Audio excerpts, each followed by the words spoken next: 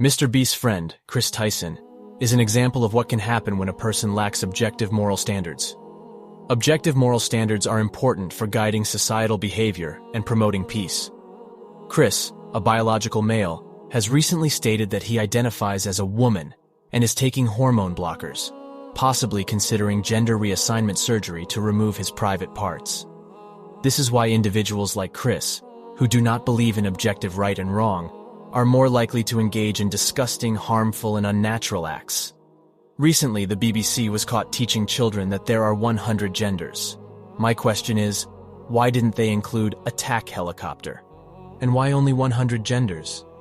Just as there are 8.7 million species on Earth, there should be at least 8.7 million plus 100 genders, because someone may identify as a mantis from Kung Fu Panda, but not find their gender in the book and feel excluded. By the way, make sure to add attack helicopter. Anyway, let's get serious because sadly, with this way of thinking, I believe that society may one day justify crimes like pedophilia, adults having sex with children, by arguing that if a child can consent to undergo gender reassignment surgery and remove their private parts, then they can also consent to sex. In other words, arguing on the age of consent and not calling them a child. Incest, sex between family members, by arguing that it's between two consenting adults, or bestiality, sex with animals. And everyone would be so brainwashed that they would be supporting it just like they did with homosexuality, transgenderism, and promiscuity of women. This is the destruction of subjective moralism. That is, the belief that there is no objective right or wrong, and that's what individualism and liberalism have to offer. A world with no objective morality, shame, or decency, and humans living their lives worse than animals. Now you may ask, what's the solution?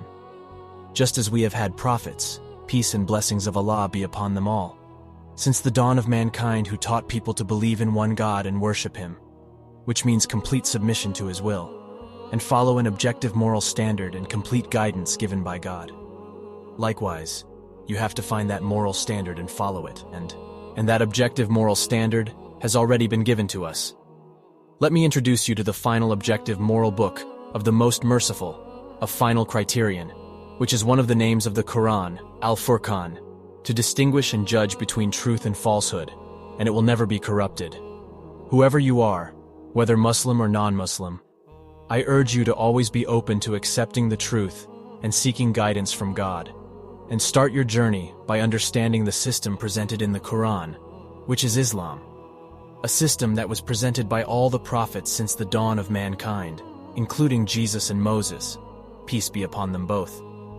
Indeed, this life is like a simulation and a test that will soon end, and you will be accountable to your Lord, the one who gives severe punishment to those who deserve it.